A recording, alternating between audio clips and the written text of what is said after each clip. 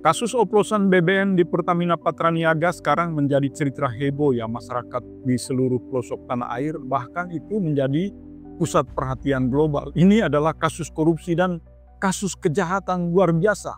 Coba bayangkan teman-teman, selama 1 tahun mereka bisa mengumpulkan dana sampai 192 triliun dan 5 tahun hampir ribuan triliun. Hampir separuh dari APBN kita itu dikorupsi oleh orang-orang di dalam Pertamina Patraniaga. Menurut kami ini adalah sebuah kejahatan yang luar biasa. Dan kita meminta pertanggungjawaban dari seorang Menteri BUMN karena dialah yang bertanggung jawab penuh terhadap anak usaha BUMN baik mulai dari holding maupun anak usaha Pertamina.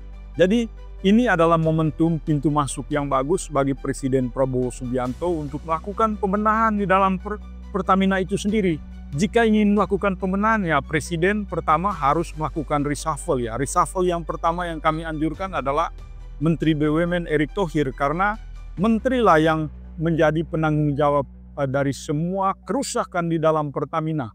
Jadi dia adalah penanggung jawab utama yang mengangkat, memberhentikan dan mengetahui seluk-beluk yang ada di dalam Pertamina.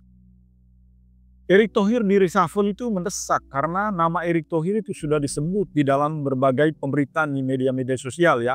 Bahkan Erick Thohir bersama kakaknya Boy Thohir dan orang-orang di dalam Kementerian BUMN ternyata menempatkan orang-orang mereka di Pertamina Patraniaga.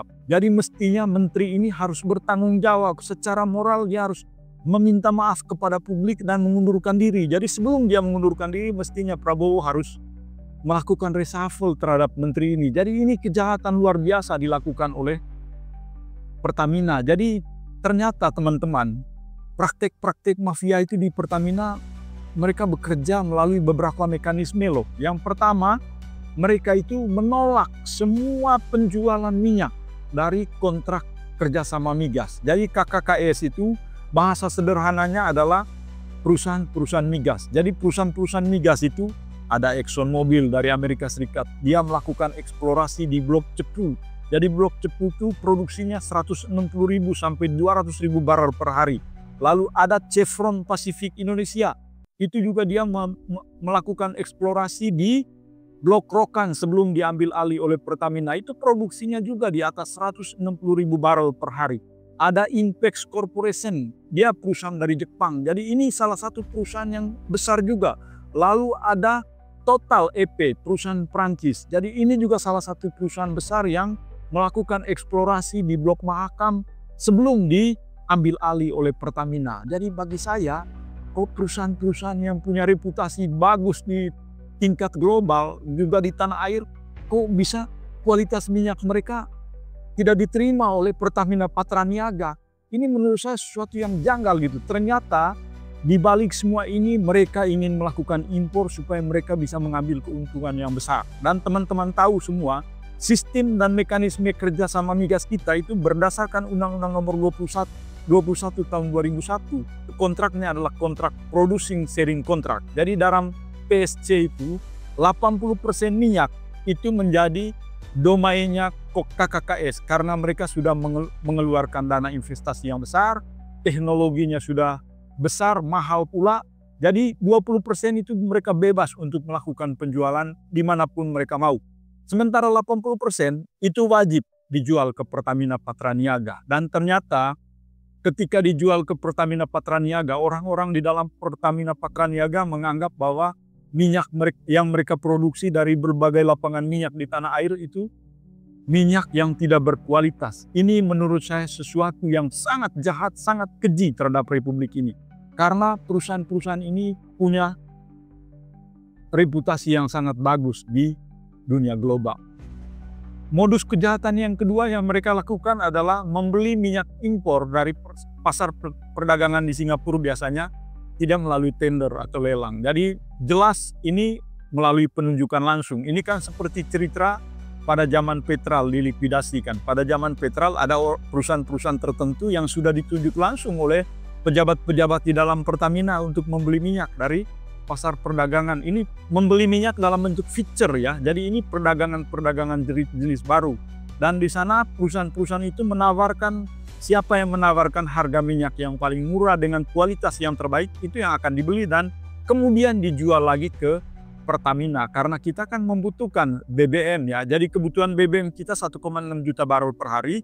Jadi impor kita di angka 800.000 barrel per hari. Coba bayangkan teman-teman, 800.000 barrel per hari. Hitung saja bukan per hari, per bulan, per tahun berapa. Itu hampir 30 triliun mereka mengais untung dari situ. Dan ternyata hampir setiap barrel mereka mengais untung 6-8 dolar per barrel. Jadi teman-teman, ini kejahatan yang juga sangat keji menurut saya. Dan menurut cerita, ternyata laba dari 6 barrel itu dibagi ke rantai mafia. Karena mafia itu tidak akan menjadi mafia kalau dia tidak akan mengentertain semua rantai-rantai bisnis ya. Mulai dari orang yang memberikan penunjukan langsung, lalu orang-orang yang bertugas untuk mengatur itu di Pertamina, lalu begitu juga di Kementerian BUMN, di Kementerian SDM, sampai di istana. Jadi semua rantainya di entertain habis. Jadi memang kejahatan ini adalah kejahatan yang melibatkan orang-orang kuat, dan orang-orang yang ada di dalam Pertamina Patraniaga itu adalah operator-operator kecil yang memainkan ikan-ikan besar dari orang-orang kuat ini. Jadi menurut saya ini adalah pintu masuk bagi Presiden Prabowo Subianto untuk melakukan pembenahan di dalam Pertamina. Kalau ini tidak dilakukan pembenahan, maka intervensi non-korporasi di dalam Pertamina itu sangat tinggi, dan Pertamina tidak akan menjadi perusahaan profesional yang bertugas untuk melakukan pengamanan dan security energi ke depan. Ambisi Presiden Prabowo Subianto dalam 5 tahun ke depan ya melakukan swasembada energi. Tetapi kalau model begini di Pertamina sangat sulit bagi Prabowo untuk melakukan swasembada energi ya. Untuk melakukan diversifikasi energi juga sulit. Karena memang mafia ini tetap menjadi benalu di Pertamina. Jadi kita tahu bahwa orang-orang di dalam Pertamina itu sangat licik untuk menggunakan hal-hal teknis yang tidak pernah diketahui oleh publik untuk melakukan korupsi yang keji. Oleh karena itu bagi saya, Kementerian BUMN itu harus bertanggung jawab penuh atas kasus ini, dan Menteri Erick Thohir harus di reshuffle. Jadi kita tahu Pak Erick ini adalah ketua tim pemenangan Presiden Jokowi Ma'ruf Amin di tahun 2014 sampai 2019.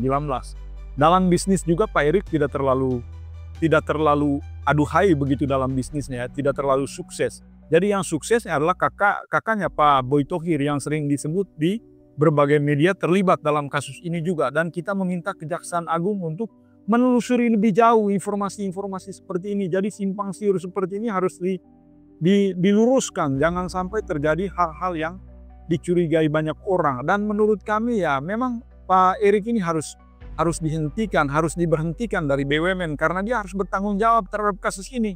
Jadi menurut kami yang paling penting adalah kalau benar Erick Thohir kakaknya terlibat dalam kasus ini kan mau menceritakan kepada banyak orang, ini yang disebut dengan kekuasaan oligarki di dalam demokrasi. Jadi di dalam demokrasi kita, oligarki ini merusak proses demokrasi. Jadi ada oligarki yang terlibat langsung dalam kekuasaan politik, tetapi ada oligarki yang tidak terlibat langsung di dalam dunia politik. Orang-orang yang sukanya berbisnis seperti Pak Boy Thohir, dia tidak suka untuk masuk ke panggung politik yang lebih luas supaya dikenal banyak orang, karena memang dia orang kaya, dia pebisnis. Kesibukannya setiap hari adalah mengurus perusahaan. Tetapi adiknya Pak Erick Thohir kesukanya adalah masuk ke dalam dunia politik. Tetapi di dalam dunia bisnis orang-orang itu tidak terlalu sukses. Nah, orang-orang yang sukses di dalam bisnis supaya mereka mempertahankan kejayaan kerajaan mereka di dunia bisnis dan memperlebar kekuasaan mereka di dalam pemerintahan, mereka mengutus orang-orang mereka di pemerintahan, mengutus orang-orang mereka menjadi menteri dan mempengaruhi kebijakan publik.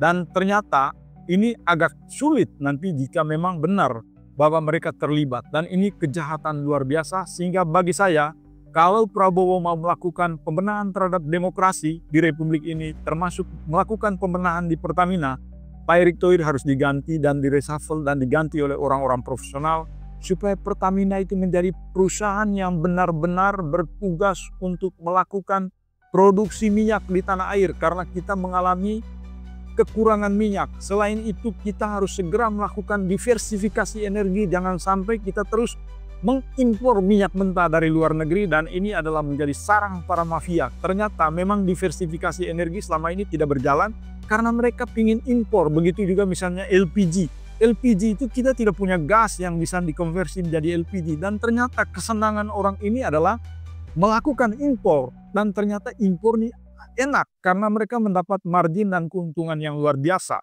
Oleh karena itu ya, ini adalah supaya Prabowo jangan terkesan hanya omong-omong dan omong besar di panggung, di podium, mending dia harus beraksi, melakukan pembaharuan dan reformasi di dalam Pertamina. Itu adalah tugas yang paling penting dan harus ditunjukkan kepada publik saat ini.